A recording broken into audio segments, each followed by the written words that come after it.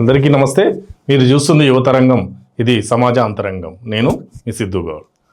ఈరోజు మనం చర్చించబోయే అంశం చమురు నిల్వల గురించి. పశ్చిమాసియాలో యుద్ధం నిరాటకంగా సాగుతుంది. ఈ యుద్ధం ఇంకొన్ని వారాల పాటు ఉంటుందని చెప్పి అమెరికా అధ్యక్షుడు ట్రంప్ చెప్తున్నాడు.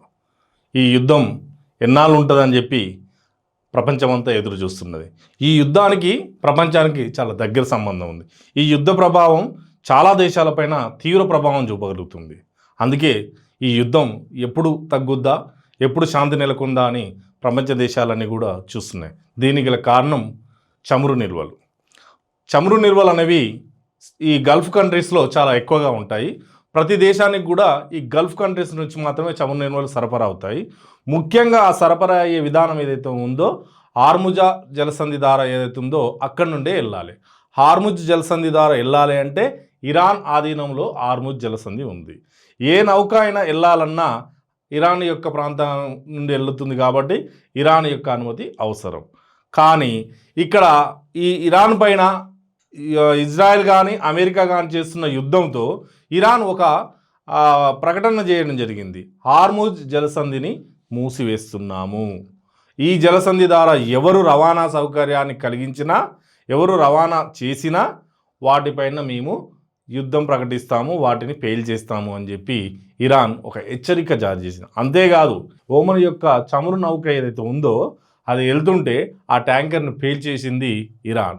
అన్ని దేశాలు కూడా తమ నౌకలను, చమురు నౌకలు ఏవైతే ఉన్నాయో ఆ నౌకలను అన్నింటినీ ఆపేసినాయి అక్కడే. ఎందుకంటే ఆ చమురు నౌకలు ఒక్కటి పేలినా కానీ దాని యొక్క ఆర్థిక నష్టం చాలా ఉంటుంది. కాబట్టి ప్రతి దేశం కూడా ఆ దారి గుండా రావాలంటే ఆలోచించి అక్కడే ఆగిపోయినాయి. దేశంలో చమురు విలువ అనేది చాలా ముఖ్యమైనది. దేశంలో వాణిజ్యం జరగాలన్నా, రవాణా జరగాలన్నా ఇంధనం అనేది అవసరం. ఇంధనం అంటేనే చమురు. ఆ చమురు లేకపోతే ఏది కూడా ముందుకు పోలేదు. కాబట్టి ఈ చమురు అనేది దేశంలో చాలా అత్యవసరంగా ఉన్నటువంటి అంశం. భారతదేశం 80 నుంచి 90% ఈ ఇంధనం పైనే ఆధారపడి ఉంది. 80 నుండి 90% దిగుమతి చేసుకుంటుంది ఇంధనాన్ని. ఈ ఇంధనాన్ని దిగుమతి చేసుకుంటుండడంలో 50% ఈ హార్ముజ్ జలసంధి ద్వారా మాత్రమే దిగుమతి అవుతున్నది. ఇక్కడ యుద్ధం జరుగుతున్నప్పుడు హార్ముజ్ జలసంధిని తాత్కాలికంగా మూసివేసినప్పుడు మనకు వచ్చేటువంటి ఇంధనం ఏదైతే ఉందో, ఈ చమురు ఏదైతే ఉందో ఆ చమురు 50% దేశ అవసరాల్లో 50% చమురు ఆగిపోయింది. మరి దేశంకు అవసరమైన 50% చమురు అక్కడ ఆగిపోయినప్పుడు దేశంలో ఉండాల్సిన కార్యకలాపాలు సాగుతాయా, నిరాటకంగా కొనసాగుతాయా? ఈ సందేహం అందరిలో మొదలైంది. అవును, ఈరోజు నేను బండి తీసిన రేపు పెట్రోల్ ధర పెరుగుద్దేమో. అవును, ఈరోజు నేను కారు తీసిన డీజిల్ ధర పెరుగుద్దేమో. ఇలాంటి సందేహం చాలామందిలో వస్తుంది. మరి ఇలాంటప్పుడే ఏం చేస్తుంది సార్ ప్రభుత్వం? ఇలాంటి గడ్డు పరిస్థితులు, అనుకోని పరిస్థితులు ఏర్పడినప్పుడు ప్రభుత్వం ఎలాంటి చర్యలకు పాల్పడుతుంది? ఈ ముందస్తు ఏమైనా జాగ్రత్తలు తీసుకుంటుందా? ఇలాంటి విషయాలను మనం చాలా క్షుణ్ణంగా విశ్లేషించాల్సినటువంటి అవసరం ఉంది. అయితే ఇలాంటి పరిస్థితి గతంలో కూడా ఎప్పుడైనా వచ్చింది. ప్రపంచం మొత్తం మీద గతంలో ఒక 4 పర్యాయాలు వచ్చింది. ఆ 4 పర్యాయాలు వచ్చినప్పుడు అమెరికా చాలా అభివృద్ధి చెందిన దేశం కాబట్టి ముందస్తుగానే ఇలాంటి సిచ్యువేషన్ను ఊహించుకొని, ఇలాంటి సిచ్యువేషన్ను గ్రహించుకొని ఏం చేసిందంటే ఆ సింధు తీరంలో ఉన్నటువంటి గుహల్లో 73.6 కోట్ల మెట్రిక్ టన్నుల చమురు నిల్వలను వ్యూహాత్మకంగా నిల్వలు చేయడం జరిగింది. అంటే ఇలాంటి యుద్ధాలు వచ్చినప్పుడు కానీ, లేదంటే ఏ దేశం అయితే చమురు నిల్వలను ఎగుమతి చేస్తుందో ఆ దేశం ధరలు పెంచినప్పుడు అక్కడ ఏర్పడినటువంటి దుష్ప్రభావాలను తట్టుకోవాలంటే కానీ, లేదంటే దాని ఫలితంగా ధరల పెరుగుదల పెరిగితే ఆ పెరుగుదలతో ఉన్నటువంటి విభిన్న పరిస్థితులను తట్టుకోవాలంటే ఏమి చేయాలనేటువంటి ఆలోచనతోటే అమెరికా వ్యూహాత్మక చమురు నిల్వలను పెంచుకోవడం జరిగింది. మరి అలాంటి పరిస్థితి భారతదేశానికి ఏమన్నా ఉందా అంటే, భారతదేశానికి 1991లో కువైట్తో జరిగిన, అంటే భారతదేశానికి జరిగిన యుద్ధం కాదు, భారతదేశానికి ఈ విలువ ఎప్పుడు తెలిసి వచ్చిందంటే 1991లో కువైట్ జరిగినటువంటి యుద్ధము. ఆ యుద్ధం ద్వారా అప్పుడు వచ్చేటువంటి చమురు విలువలు ఏవైతే ఉన్నాయో ఆ దిగుమతి ఆగిపోయినప్పుడు భారతదేశం ఆలోచన అప్పుడు మొదలైంది.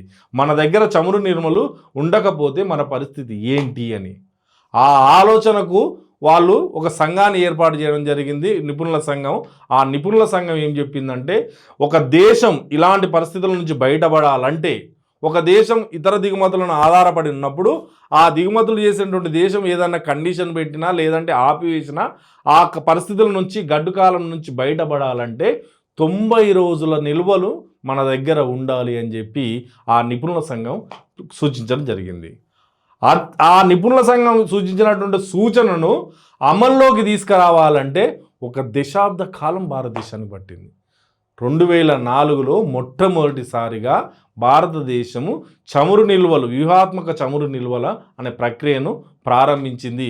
భారతదేశంలో ఒక 3 చోట్ల ఈ చమురు నిల్వలను ఏర్పాటు చేయడం జరిగింది. 1 ఆంధ్రప్రదేశ్లోని విశాఖపట్నంలో, 2 కర్ణాటకలోని మంగళూరులో, 3 కర్ణాటక రాష్ట్రంలోనే మరో చోటైన పడూరులో చమురు నిల్వలను వ్యూహాత్మకంగా నిల్వ చేసే విధంగా కార్యాచరణను తీసుకురావడం జరిగింది. ఆ రోజు నుంచి ఈ రోజు వరకు ఈ 3 చోట్ల వ్యూహాత్మక చమురు నిల్వలు అనేవి ఉంటున్నవి. విశాఖపట్నంలో 13.3 లక్షల మెట్రిక్ టన్నుల చమురు నిల్వలు అందుబాటులో ఉంటున్నవి. మంగళూరులో 15 లక్షల మెట్రిక్ టన్నుల చమురు నిల్వలు నిల్వ ఉంటున్నాయి. పడూరులో 25 లక్షల మెట్రిక్ టన్నుల చమురు నిల్వలు ఉంటున్నాయి. ఈ 3 కలిపితే భారతదేశ అవసరాల నిమిత్త వారం రోజుల పాటు సరిపోతాయి. మరి దేశంలో వేరే దేశాల్లో జరుగుతున్న యుద్ధము నెల రోజులు 15 రోజుల్లో జరిగితే అప్పుడు భారత పరిస్థితి ఏంటి అని ఒక అనుమానం అందరికీ రావచ్చు. ఇది ఒకటే కాదు కదా, భారతదేశంలో మన సముద్ర తీరంలో ఉన్నట్టు ఓఎన్జీసీ కానీ ఏది కానీ అక్కడ దొరికేటువంటి చమురు ఏదైతే ఉందో ఆ చమురు నిల్వలు, అలాంటివి యుద్ధ ట్యాంకర్లలో ఉన్న చమురు నిల్వలు ఇవన్నీ కలిపి భారతదేశం యొక్క సామర్థ్యం ఎంత అంటే 74 రోజులు చమురు నిల్వలను వాడుకునేటువంటి అవకాశం ఉంది. ఏ దేశం ఎన్ని కండిషన్లు పెట్టినా 74 రోజుల వరకు భారతదేశంతో ఇబ్బంది లేదు. కానీ 74 రోజులకు మించి ఇతర దేశాల నుండి వచ్చే దిగుమతి అయ్యేటువంటి ఈ చమురు ఏదైతే ఉందో ఆ చమురు కనుక రాకపోతే భారతదేశంలో చమురు సంక్షోభం తలెత్తేటువంటి అవకాశం ఉంది. కాబట్టి భారతదేశం ఇప్పుడు కూడా మరొక ఆలోచన చేసి ఈ చమురు నిల్వల యొక్క ఆవశ్యకతను గుర్తించి ఇంకింత సామర్థ్యం పెంచాలని చెప్పి కూడా భారతదేశం ఒక ఆలోచనకు వచ్చి అదే పాడూరులో మరో 25 లక్షల మెట్రిక్ టన్నుల సామర్థ్యం ఉండేటట్టు ఒక అవకాశం చేసింది. మిగతా సామర్థ్యాన్ని పెంచుకుంటూ పోతూ ఇప్పుడు 118.3 లక్షల మెట్రిక్ టన్నుల సామర్థ్యం భారతదేశంలో ఉంది. కానీ ఈ సామర్థ్యము సరిపోదు, ఇంకా కాస్త కూడా పెంచుకోవాల్సినటువంటి అవసరం ఉంది. 90 రోజుల సామర్థ్యం ఉంటేనే భారతదేశానికి డోకా లేదు. నిజంగా మరి ఈ చమురు కనుక రాకపోతే, ఒకవేళ ఈ చమురు కొన్నాళ్ళు ఇలానే కొనసాగితే భారతదేశంలో ఇంకేమైనా ప్రభావం చూపదంటే చూపిస్తుంది. ధరలు చాలా పెరిగే అవకాశం ఉంది. ఆ ధరలు పెరిగితే భారతదేశంలో ఇప్పుడున్న పరిస్థితుల్లో 0.04% ద్రవ్యోల్బణం కూడా పెరిగే అవకాశం ఉంది. కాబట్టి అందరి ఆలోచనలు చమురు పరిస్థితి ఏంటి, భవిష్యత్తు ఏంటి. ఈరోజు చూడండి, స్టాక్ మార్కెట్లు కుప్పకూలిపోయినాయి. దానికి గల కారణం పశ్చిమాసియాలో జరుగుతున్న యుద్ధమే. అందుకే ఏ దేశమైనా ప్రస్తుతం భారతదేశం కూడా ఎక్కడైతే హార్ముజ్ జలసంధి ద్వారా వచ్చేటువంటి 50% రవాణా ఏదైతే ఉందో చమురు, దాన్ని తగ్గించుకొని వేరే దేశాల నుండి కూడా అలాంటి ఒప్పందాలు కుదుర్చుకొని రష్యా నుంచి కానీ, లాటిన్ అమెరికా నుండి కానీ, పశ్చిమ ఆఫ్రికా నుండి కానీ ఏవైతే ఉన్నాయో ఆ దేశాల నుండి కూడా చమురును దిగుమతి చేసుకునేటువంటి ఆలోచన పర్యాయంగా ఆలోచించాలి. దీనికి ఇంకొక ఆలోచనగా వాటితో సంబంధాలు పెట్టుకోవాలి. ఒకే దేశంతో పెట్టుకున్నప్పుడు ఒకే రవాణా సౌకర్యం, ఒకే మార్గం ద్వారా రవాణా సౌకర్యాన్ని పెట్టుకున్నప్పుడు ఇలాంటి అనుకోని యుద్ధ పరిస్థితులే కానివ్వండి, లేదంటే ఆ దేశం పెట్టేటువంటి కండిషన్లు కానీ ఇలాంటి మారినప్పుడు దానిపైన ఆధారపడిన యొక్క దేశం యొక్క భవిష్యత్తు ఇబ్బందికరంగా ఉంటుంది. ఆ దేశం యొక్క ఆర్థిక పరిస్థితి పైన చాలా తీవ్ర ప్రభావం చూపిస్తుంది. కాబట్టి చమురు నిల్వలకు ప్రస్తుతం భారతదేశంలో డోకా లేదు. కానీ పశ్చిమాసియాలో జరుగుతున్నటువంటి ఇరాన్, ఇజ్రాయెల్, అమెరికా యుద్ధం ఏదైతే ఉందో ఆ యుద్ధం వారం పాటు కొనసాగితే పర్వాలేదు, కానీ ఇప్పటికే 5 రోజులైంది. ఇంకా ఇలానే వారం 2 వారాలు కొనసాగితే పశ్చిమాసియాలో ఉన్న చాలా దేశాలపైన తీవ్ర ప్రభావం చూపిస్తుంది. పశ్చిమాసియాలో ఉన్నటువంటి ఆర్థిక వ్యవస్థలపైన తీవ్ర ప్రభావం చూసి దెబ్బతీస్తుంది.